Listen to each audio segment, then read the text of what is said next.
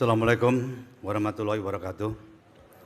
Shalom, Om Swastiastu, Namo Buddhaya, salam kebajikan, salam sehat, dan tentunya salam sejahtera bagi kita semua. Marilah kita mengucap syukur kehadirat Tuhan Yang Maha Esa, karena kita pada hari ini dapat berkumpul dengan baik dalam rangka konsolidasi nasional dan BIMTEK untuk seluruh anggota DPRD dari Partai Perindo di seluruh Indonesia yang tadi telah disampaikan jumlahnya yang hadir beserta seluruh pengurus dari DPW yang saya lihat ada di sini ya, semua sepertinya. Yang saya banggakan Pak DGB sebagai Ketua Harian Nasional, Pak Mahyudin sebagai Ketua Dewan Pertimbangan DPW Partai Perindo, dan seluruh rekan saya, para waketum, sekjen, pendum, dan pengurus ketua-ketua semuanya yang saya banggakan tentunya. Pada hari ini saya ingin menyampaikan beberapa hal. Yang pertama tentunya penegasan sekali lagi kenapa Partai Perindo itu harus hadir. Saya tidak bosan-bosannya menyampaikan ini karena Partai Perindo hadir itu bukan untuk meramaikan peta politik, tapi murni berjuang untuk perbaikan dan kemajuan daripada NKRI yang kita cintai. Kalau kita lihat di Indonesia, singkat saja karena pada waktu HUT sudah saya jabarkan. Indonesia permasalahan dasarnya adalah ketimpangan sosial, di mana masyarakat kita di golongan ekonomi lemah itu masih besar jumlahnya. Mudah melihatnya kalau kita lihat data daripada BPJS Ketenagakerjaan, jumlah yang terdaftar 30 juta lebih. Sedangkan angkatan kerja di Indonesia itu besar sekali dan tumbuh terus. Ya, kita tahu kita mengalami bonus demografi, jumlah penduduk bertambah 3-4 juta setiap tahun dan akan menjadi kurang lebih 319 juta tahun 2045. Artinya penambahan lebih dari 40 juta orang. Sekarang saja yang terdaftar di BPJS Ketenagakerjaan hanya 30 juta lebih. Kalau tidak cepat mengentaskan masyarakat golongan ekonomi lemah secepat-cepatnya, maka gap itu akan makin lebar. Data dari BPJS itu menunjukkan masyarakat kita yang menerima atau memperoleh penghasilan tetap itu sedikit. Artinya kan kalau terdaftar di BPJS itu kan ada pembayaran iuran setiap bulan rutin dan sebagainya. Jadi artinya masyarakat kita yang bekerja serabutan, yang tidak tetap itu jumlahnya jauh lebih besar. Ini yang harus kita rubah. Supaya apa? Supaya tentunya ekonomi kita, masyarakat kita lebih sejahtera. Hukum daripada ekonomi itu sederhana. Kalau jumlah pemberi kerja lebih sedikit daripada pencari kerja, maka yang terjadi gaji akan tetap di bawah. Seperti yang kita lihat seperti hari ini, UMP tetap di bawah, naik hanya kalau ada pressure, ada tekanan melalui demonstrasi dan lain sebagainya. Tidak secara alamiah. Ya, jadi UMP itu bisa naik kencang kalau pencari kerja itu pertumbuhannya lebih cepat daripada pemberi kerja. Apalagi kita mengalami zaman digitalisasi. Terjadi banyak efisiensi seperti di MNC Group, efisiensinya itu luar biasa dengan beralih ke digital, ke komputer, ke IT dan sebagainya. Pekerjaan yang tadinya dilakukan oleh 10 orang mungkin sekarang tinggal 3-4 orang. Ini juga menambah pentingnya percepatan perluasan lapangan kerja secepat-cepatnya. Tidak ada cara lain. Pengentasan masyarakat golongan ekonomi lemah itu harus secepat-cepatnya dilakukan. Jumlah UMKM contohnya di Indonesia 60 juta lebih, yang terdaftar di Kementerian Koperasi dan UKM sekitar 30 juta lebih, yang diharapkan tahun 2024 digital ready, jadi mereka bisa lebih cepat produktif. Hanya mereka yang bisa meningkatkan lapangan kerja dengan cepat. Ya, katakanlah dengan keberpihakan, dengan kebijakan yang berpihak, mereka lebih cepat naik kelas, mereka produktif, mereka bisa menambah lapangan kerja rata-rata satu saja udah 30 juta lebih lapangan kerja yang terbuka. Apalagi kalau dua. Jadi permasalahan ekonomi kita itu ke depan sangat tergantung bagaimana kita mengelolanya. Itulah keberadaan Partai Perindo. Saya tidak pernah mengatakan kita harus menang, tapi kita harus besar. Supaya apa? Beda menang dengan besar. Besar itu karena kenapa? Kita harus menjadi partai yang bisa mempengaruhi jalannya kebijakan di negara ini, baik di legislatif maupun eksekutif. Ya, jadi itu penting sekali. Jadi keberadaan Partai Perindo itu murni untuk berjuang. Itulah selalu saya tekankan. Saya bisa tidak ada. Partai Perindo selama Indonesia ada, harus tetap ada dan berjuang pada rel yang saya sampaikan ini. Karena bonus demografi itu bisa menjadi masalah tersendiri kalau kita tidak bisa mengatasinya dengan baik. Pasti, kalau orang tidak dapat pekerjaan dan jumlahnya meningkat setiap tahun dan tergantung hanya dari bantuan sosial, dari BLT, mana kuat negara kalau jumlahnya makin besar. Kalau jumlah penduduknya yang memperoleh BLT makin besar, pasti jumlah yang diterima tidak bisa meningkat, sedangkan biaya hidup pasti meningkat. Dan itu akan menjadi masalah persoalan sendiri, sehingga anggaran pembangunan pasti akan menjadi lebih terbatas. Kapan kita majunya? Ya, jadi perspektif ini saya sampaikan berulang-ulang supaya betul-betul paham eksistensi daripada Partai Perindo. Jadi Partai Perindo hadir untuk melengkapi kekurangan yang ada dan kita harus menjadi partai besar sehingga kelengkapan daripada yang dibutuhkan itu menjadi berarti melalui kita Partai Perindo.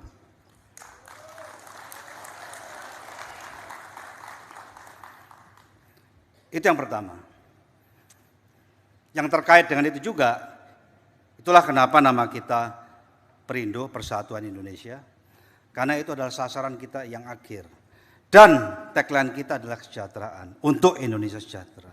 Karena hanya melalui kesejahteraan terlebih dahulu, maka persatuan kesatuan itu bisa kokoh di NKRI yang kita cintai ini. Kemudian yang kedua, kita belajar dari tahun 2019. Mungkin pada waktu itu yang hadir di HUT sudah secara garis besar paham bahwa kita harus betul-betul berjuang semaksimal mungkin. Saya pun pasti akan berjuang semaksimal mungkin. Yang ingin saya garis bawahi adalah satu, sukses tidak tergantung dari berapa lama kita bekerja. Sukses tidak tergantung dari berapa lama eksistensi kita. Sukses tergantung daripada sejauh mana ketepatan daripada cara kerja kita yang disesuaikan dengan kebutuhan dari pada saat itu. Ini harus digarisbawahi. Saya belum lama ini di hari ulang tahun MNC juga menyampaikan seperti itu. Contoh, saya membangun MNC yang namanya MNCN kode bursanya itu sudah 21 tahun. PT-nya namanya PT Media Nusantara Citra Tbk. Tahun 2007 saya go publikan. Isinya waktu itu RCTI, MNC TV, GTV. Saya mengpublikan dan mencetak sejarah pada saat itu. Merupakan IPO terbesar pada saat itu. Berapa yang saya himpun dengan menjual 30%, saya menghimpun 520 juta dolar cash. Atau setara dengan kurang lebih sekarang 7,8 atau sampai 8 triliun dengan kurs 15.000 lebih.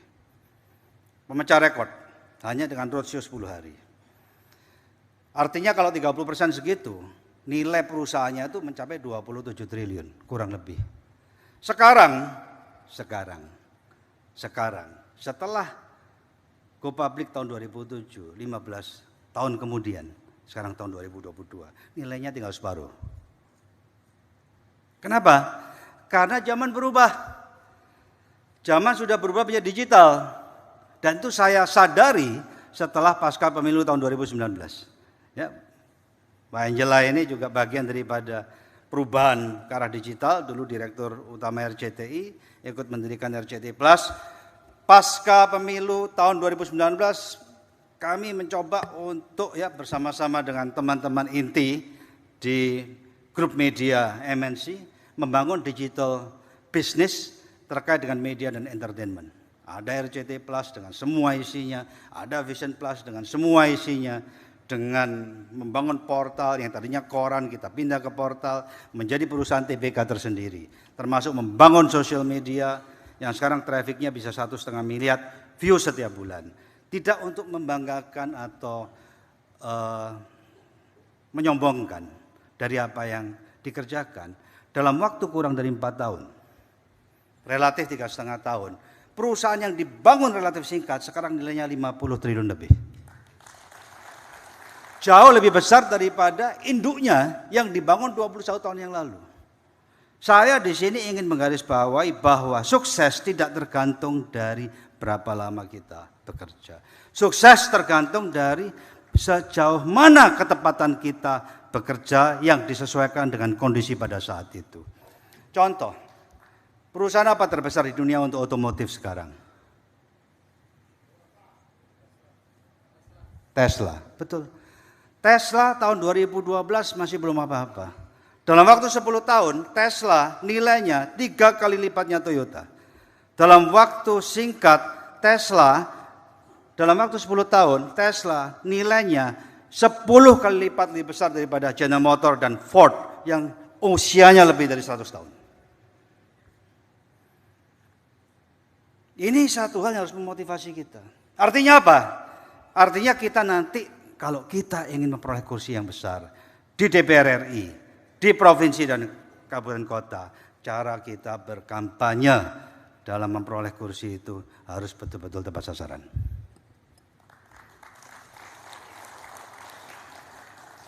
Jadi jangan kita sudah memberikan satu gambaran atau anggapan atau positioning, kita tidak bisa jadi top 3. Kenapa tidak? Kita tidak bisa jadi top 2. Kenapa tidak? Sejarah dan fakta membuktikan berapa lama sesuatu dibangun tidak menjamin keberhasilan daripada apa yang dibangun. Ya, jadi saudara sekalian, sahabat-sahabat saya, ini kan kita keluarga dalam satu wadah perjuangan. Ayo kita berkomitmen. Saya harapkan dalam situasi sekarang ini, dalam BIMTEK dan konsolidasi nasional ini, kita betul-betul menghasilkan tidak hanya resolusi secara garis besar, tapi semangat yang betul-betul kita dalami dan kita yakini tahun 2024 kita harus berhasil. Saya tadi tunjukkan kepada Ketua Harian Pak TGP, Pak lihat nih, setiap hari saya ketemu 3, 4, 5 orang. Tiap hari saya tunjukkan kan. Ada mantan gubernur, ada mantan bupati, ada orang yang punya basis massa. Ya, jadi ini juga satu hal yang menggembirakan. Saya berharap kawan-kawan semua juga memiliki sikap yang sama. Jika ada yang ingin bergabung, jika ada yang ingin berjuang bersama-sama kita, jangan ditolak. Ya, jadi kita kalau mau betul-betul berhasil, kita harus membuka diri. Inklusivitas kita terus kita tunjukkan. Siapapun yang betul-betul ingin berjuang untuk NKRI melalui Partai Perindo harus kita akomodasi. Bahkan saya pernah berpikir seperti ini. Kalau kita lihat ormas yang menengah ke atas, tentu landasannya kan beragam. Ada yang basisnya etnis, ada yang basisnya agama, ada yang basisnya profesi. Kalau bisa, minta mereka taruh wakilnya di Partai Perindo. Satu wakil cukup. Supaya apa? Jika ada kegiatan-kegiatan terkait dengan aktivitas mereka, secara otomatis Partai Perindo ke bawah juga. Tidak perlu kita mengingat-ingat atau kita kemudian minta mereka berkolaborasi dengan Partai Perindo kalau setiap kali ada acara. Setuju ya? Ya, jadi saya rasa ini bisa dikembangkan tidak hanya di tingkat pusat, tapi juga di tingkat daerah. Gitu.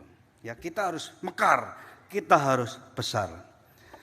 Saudara sekalian yang saya banggakan, untuk itu banyak hal yang harus kita lakukan. Yang pertama, nanti di dalam kita berjuang, kita akan betul-betul pisahkan antara perjuangan partai dan perjuangan caleg. Ya, saya sudah katakan ini kepada beberapa kawan-kawan dalam beberapa kesempatan bahwa nanti partai akan memaksimalkan perolehan suara khusus untuk coblos gambar, bukan coblos caleg. Ya, jadi nanti mudah-mudahan kita akan mampu memenuhi semua kebutuhan saksi.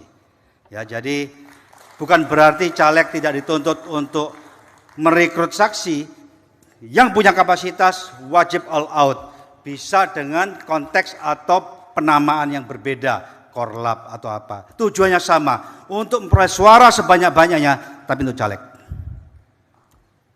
Pak, setuju ya? Ya, jadi partai akan melakukan itu, mudah-mudahan seluruh kebutuhan daripada saksi bisa dipenuhi. Bahkan kita akan coba nanti melakukan juga lobby-lobby ya, kebijakan-kebijakan bagaimana mereka bisa menjadi penggerak yang efektif ya, untuk memperoleh suara tambahan, sehingga diharapkan nanti suara partai secara nasional maupun di setiap dapil itu bisa maksimal. Ini tugas daripada DPP yang akan saya fokuskan, dan saya akan fokus betul-betul untuk memastikan ini bisa terjadi. Yang kedua, caleg. Caleg tidak lepas daripada profil daripada caleg itu sendiri. Ya, jadi sekarang ini ada bocoran sebelum saya lanjutkan bahwa Partai Perindo lolos verifikasi.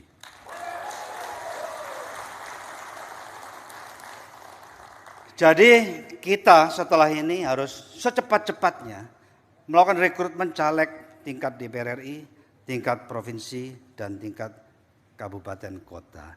Pilihlah caleg-caleg yang memiliki basis massa yang baik. Karena dengan basis massa itu suatu modal yang sudah cukup lumayan bagi kita untuk memperoleh suara yang lebih besar. Ya. Ini tugas dari kita semua. Pak TGB tadi bilang sama saya, ayo kita duduk. Ya, sebelum tutup tahun kita akan duduk. Kita mapping semua, kita paparkan apa yang sudah kita lakukan sampai dengan hari ini, sehingga kita bisa melihat tahun depan apa saja yang harus kita lakukan untuk kekurangannya. Ya, jadi Pak, dan juga menyusun tim-tim yang dibutuhkan, kita akan bagi tugas bagaimana kita melangkah selanjutnya. Jadi kita maksimalkan untuk rekrutmen caleg DPR RI, kita maksimalkan rekrutmen caleg provinsi, kalau bisa ada juga yang aktif, kalau bisa pindah. Contohnya kalau nanti ada partai yang tidak lolos, itu bisa kita coba bicarakan supaya mereka pindah ke kita. Ya, jadi cepat, jangan terlambat. Ya, karena kalau sampai tidak lolos itu kan merupakan tidak kepastian mereka harus kemana. Hal yang sama juga untuk caleg kabupaten dan kota. Ya, kita cari itu yang pertama. Yang kedua, saya harapkan supaya dalam berkampanye nanti tandem antara caleg DPR RI, provinsi, dan kabupaten kota. Dan tandem itu saya harapkan nomornya sama semua. Jangan nomor yang berbeda-beda. Sehingga pada waktu nanti mencoba bersosialisasi ke masyarakat lebih mudah untuk menyampaikan, dan masyarakat lebih mudah untuk mengingatnya. Misalnya satu semua, dua semua, juga di materi nanti campaign, misalnya di materi kalender, materi billboard, ya baliho, dan materi-materi lain juga mudah untuk menyampaikan. Ya, jadi saya minta kekompakan kita semua, jangan rebutan. Ya, nomor urut sama itu akan sangat memudahkan, dan tandem itu sangat penting. Diharapkan tandem itu dilakukan sendiri dulu. Jadi kita di awal tidak memaksakan tandem, tapi kita akan meminta caleg supaya mencari tandemannya. Karena chemistry, bekerja sama yang baik itu penting sekali. Satu hal pesan saya. Di sini ada teman-teman yang duduk di anggota dewan. Semua harus jadi lagi. Mutlak itu. Tidak boleh sampai tidak jadi. Ya, untuk itu jangan terbuai. Ingat, lawan-lawan kita juga pasti akan all out. Ya, jadi kita tujuannya nambah. Saya pernah sampaikan di acara yang dulu, kalau kita ada 34 provinsi, rata-rata mungkin katakanlah 60 kursi misalnya, ada yang 100 lebih, ada yang 80, ada yang 60, ada yang 50, ada yang 40. Ya, jadi kurang lebih ada 2.000 anggota dewan di provinsi di seluruh Indonesia. Kalau kita bicara kabupaten kota yang 514 ya, nanti akan nambah tentunya. Kali rata-rata katakanlah saya tidak tahu 40 misalnya, itu ada kurang lebih 20.000. Jadi pukul rata saja kita harus bisa dapat 3.000 di tingkat 2. Kita harus bisa dapat 300 di tingkat 1. Kita harus bisa dapat double digit di tingkat nasional.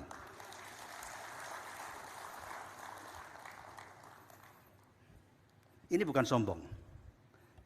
Kita kalau kerja harus memberikan target yang tinggi, berikan pressure ke diri kita sendiri. Ya, ada orang yang kalau kerja kan tidak mau dikasih pressure, targetnya direndah-rendahin. Saya kalau dimensi, saya angkat setinggi-tingginya. Gitu. Jadi kalau mereka datang ke saya kasih budget, harus naik 2 kali lipat ini gitu. Kita kasih pressure supaya apa? Supaya betul-betul tidak underestimate, supaya betul-betul bekerja maksimal. Gitu. Dan itu bukan hal yang tidak mungkin. Ya Pak Syafril, setuju? Pak Syafril suka saya pressure soalnya. Baik ya, jadi saya rasa itu esensinya. Esensinya itu Partai Perindo dalam pemilu tahun 2024 ini harus maksimal. Belum terlambat, waktu masih jauh, dan saya minta semua juga berfungsi. Kita harus tepat sasaran. Saya lihat Mas Arief ya, yang nanti bertugas untuk masalah survei itu harus juga berfungsi secara maksimal. Ya, jadi survei nasional kita tahu positioning, kita bisa lihat surveinya orang, tapi kita lebih baik juga punya survei sendiri. Sehingga kita betul-betul tahu betul-betul mana kelebihan dan kekurangan kita. Dan survei dapil setelah nanti memasuki mungkin idealnya kuartal kedua.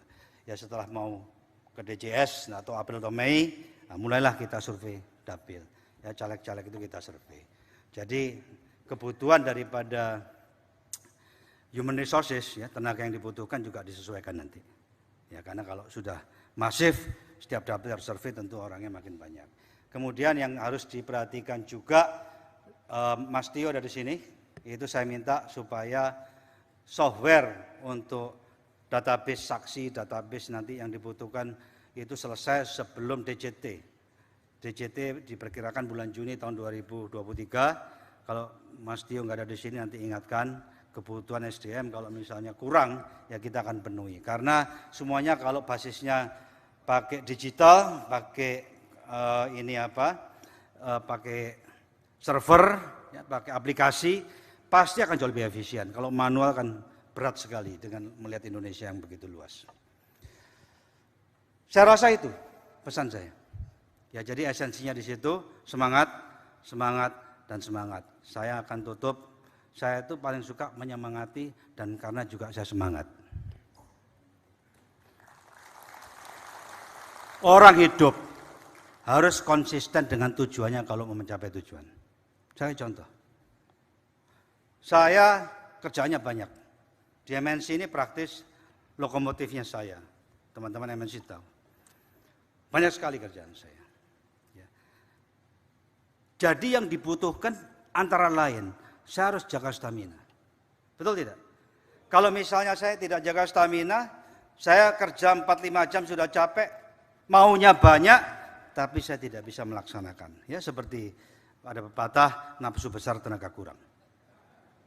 Siapa yang mau seperti itu? Saya tiap hari disiplin olahraga membakar 600 sampai 900 kalori. Percaya tidak? Sampai hari ini. Kalaupun absen sebulan cuma 1 kali, kalau sakit betulan. Selama saya tidak sakit, pasti saya olahraga. Nah, jangan ada yang perutnya gendut. Dilarang. Nah, itu juga harus menjadi kultur Partai Perindo. Kebiasaan berolahraga. Supaya apa? Staminanya kuat. Ingat, kalau mau mencapai hasil besar, kerja cerdas sangat penting, itu nomor 1. Ya, kerja keras tapi salah nyemplung jurang, betul tidak? Seperti ibaratnya kita naik mobil sport, kita ngebut tapi kesasar, makin jauh nyasarnya. Yang nomor 1 itu harus kerja benar dulu. Kerja benar itu nomor 1. Kalau sudah benar, kerja keras. Kalau sudah kerja benar, tidak kerja keras, tidak maksimal. Kalau kerja keras saja, kerjanya salah, jebur. Kita harus kerja benar dan kerja jaga stamina. Setuju? Ingat pemilu 14 bulan lagi. Ya kan? 14 lagi kita harus staminanya itu seperti mobil, bensinnya full. Kalau mobil elektrik, charge-nya itu penuh. Kalau HP itu fully charge. Setuju ya? Jadi tidak ada yang lesu-lesu di sini. Ya, yang lesu, ayo ketemu saya buat tidak lesu. Di brainwash. Oke, baik ya. Saya rasa cukup sekian. Selamat bekerja, selamat Konsolnas. Baru pertama kali ada istilah singkatan Konsolnas. Lebih enak ngomong konsolidasi nasional dan BIMTEK, dan pastikan pada pertemuan kali ini menghasilkan satu resolusi yang konstruktif, produktif, dan terlebih lagi semangat membara kita pulang ke tempat masing-masing dan terus bekerja. Sekian, terima kasih. Wassalamualaikum warahmatullahi wabarakatuh. Shalom, Om, Santi, Santi, Santi, Om. Namo Buddhaya, salam kebajikan dan salam sejahtera buat kita semua. Terima kasih Bapak Hari Tanusudibyo. Mohon berkenan tetap berada di atas panggung, Bapak izin. Bapak, nanti kita akan